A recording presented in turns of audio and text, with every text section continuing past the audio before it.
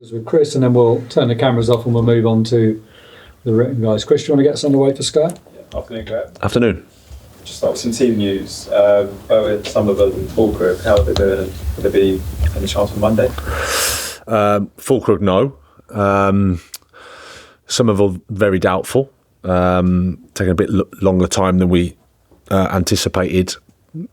Jared, more positive. Got obviously a few more days to train. But looking hopeful. Last week you were hinting that it was positive and you didn't quite make it. Is it a lot better this week? Yeah, just more time. The nature of the injury. So he's trained the last 2 days. So we've still got some more training sessions to go. So as I said, we're hopeful for him. What from those 3 names? Anything else going on in terms of injuries? Lucas, we're just again monitoring and looking after. We're hopeful that he can train in the back end of the week as well. But obviously, we have to see. But he hasn't trained so far this week. But again, we're hopeful that he will at the back end of the week. Start of the week, PGMOL they put out a statement regarding Michael Oliver and the abuse that he suffered after the Arsenal Wolves game. In terms of that subject, the abuse of referees often get on social media.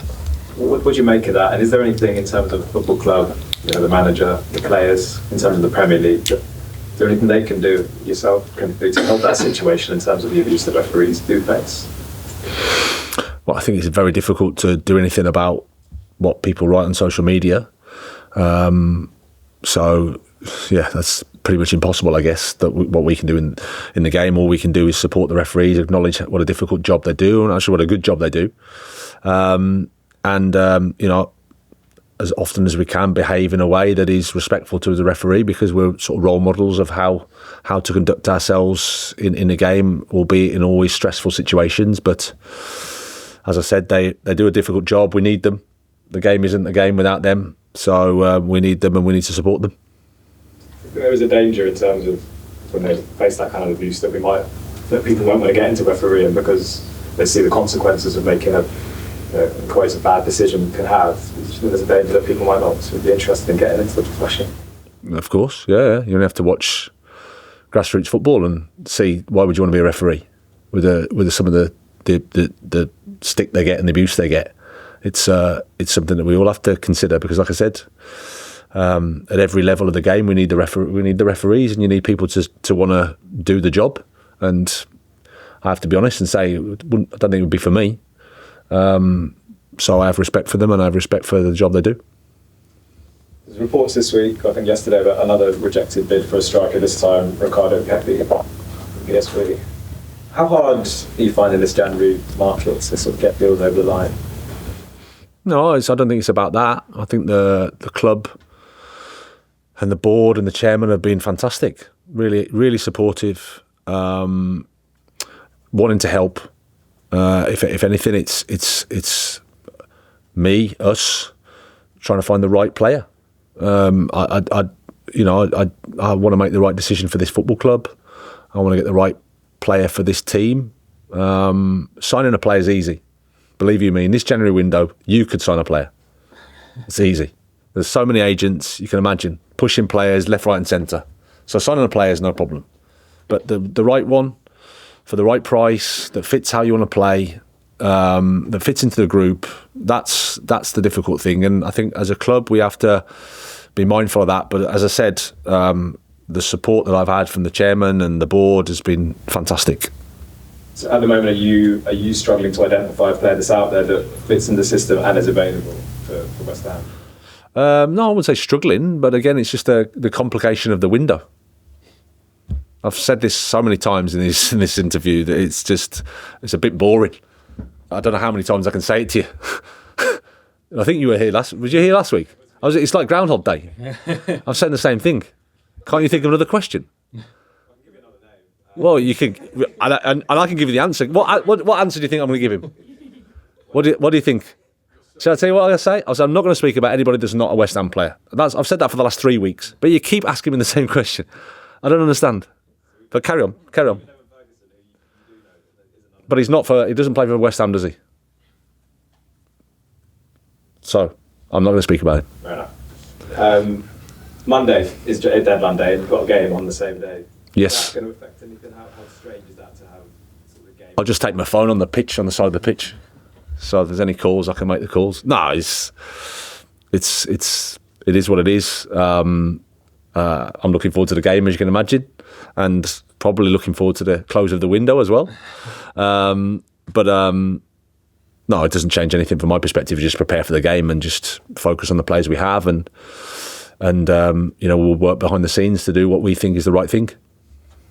Your last January as a manager was with Chelsea. You spent around £313 million. How's it been sort of adapting to a new way of working in this time round? It's a lot quieter, I guess. Yeah, it is a lot. Every context is different. Every football club's different. Every situation is different. As I've said, I'm so happy with the support we've had from the club, support we've had from the board, the chairman. We're all aligned in terms of we're working really hard to find the right player. And if we find the right player, we'll absolutely do something, because the ambition's there to do it and the support is there to do it. But at the same time, I have to be true to myself, true to the team, true to the club, and say, look, it has to be the right person, it has to be the right player. Because if not, it can cause you a problem. And it can cause you a problem in the short term, it can cause you a problem in the medium term, it can cause you a problem in the long term. As I said, signing players is easy. It's the right one's the challenge. And is a return to Chelsea for you? I know you've spoken a lot in the past about your time there, but how much are you looking forward to going there? And will it sort of will you be able to get a bit of closure actually returning there as a manager and returning to your old club? No, I'm looking forward to it. I mean, I went back there as a pundit. I had some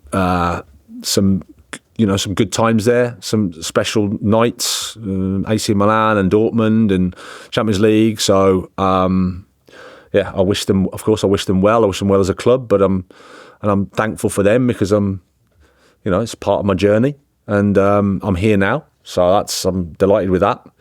So I'm looking forward to seeing some friends and playing a game. PLP? Afternoon. Good afternoon. In the very early stages and still getting to know the boys, we've seen how the team can play, they can win games, lots of potential. But after your first league defeat, which is where normally teams learn a lot about themselves, what did you learn about the boys on the pitch, and especially off, their reaction as well? Well, I mean, it was the end of a 3-game week, quite an emotional week, as you can imagine, because the change of manager and it's coming in and everything that comes with that, and 3 games in 8 days, starting with an FA Cup game away at Aston Villa.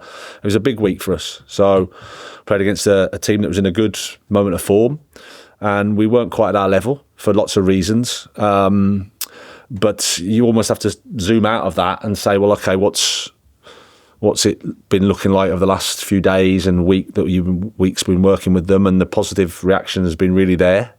You can see a group that are trying. They want to play football. They want to do better than what they've been doing, and we've got to try to help them do that. And the response has been really good.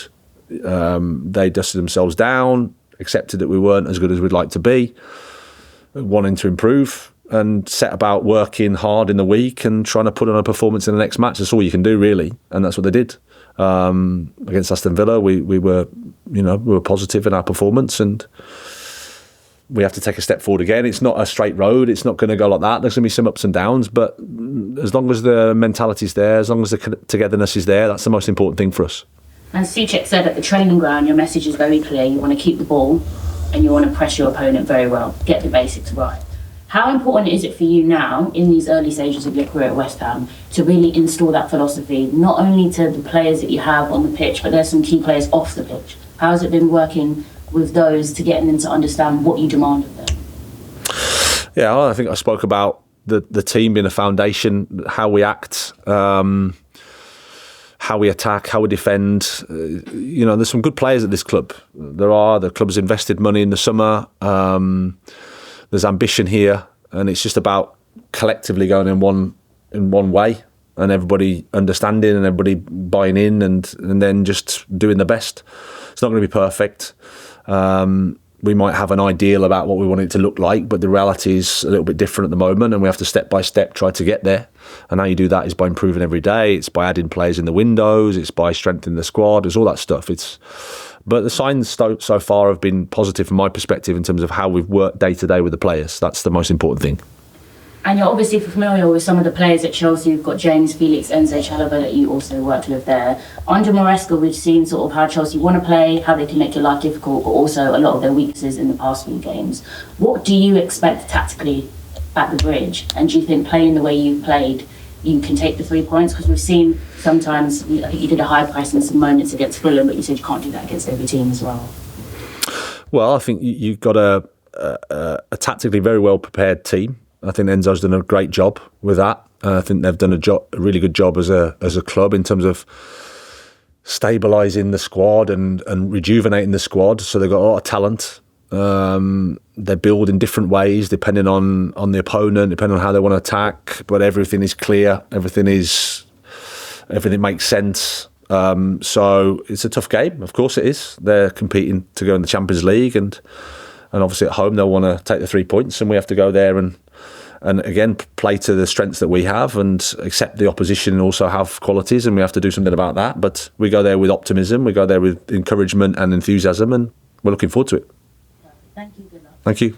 Hi Graham, how are you? Very well. So it's easy to sign players in January, your words, but you've got to find the right player. So are you being really picky, or do you have to be careful because if you get the wrong player, although he scores 20 goals for you this season, you'll then perhaps somewhere down the line lumbered with someone you don't want? If he scores 20 goals for me in between now and the end of the season, believe you me, I'll have him. Absolutely. So you're not being picky. You've been. Oh, but the challenge is you have to identify the player that is available now that will score the 20 goals between now and the end of the season, that we can afford, that wants to come, that fits into all that stuff. I don't know. Maybe I'm picky in terms of I believe in the team, I believe in the group, I believe in the club, more so than names plucked out of a hat or thrown around in the media. I believe in our daily work, I believe in the team, and I believe in the club. And I believe that our fans want a team. They want a team. They want a team fighting for each other. They want a team that's going in the same direction. I think that's really important for us. And so therefore my pickiness is just to make sure that we get people that want to buy into that, and that we can use in the right way. I 100% get it, and I understand every manager who always doesn't want to talk about their own players, but from the fans' point of view, I can see their side of it. They see that they're being linked, or their club is being linked with lots of players, and they're looking to you, the head of the club, been talking to the media, to kind of confirm or deny whether they can get excited about one name or another. But then I think I'd be just forever answering questions of a million names. And again, I don't think that's a useful way for me to speak about other players. I think the fans want us to be working with the players we have, to be focused on the group that we have, to try to improve the team. And sometimes you have to do business, and once we have something signed, we want to let the fans know. Of course we do. I actually feel for the supporters. I know what it's like. At my previous club and the previous club, you get linked with stuff just because it's a way for agents to say, oh, okay, this club's in for it, and then therefore, it helps. They're in a negotiating position with another club. It's just the business of football, and it's the noise of football. I think most supporters know that. So, apologies if I'm not going to confirm or deny, but I think it's my stance that I don't want to speak about players that aren't at West Ham.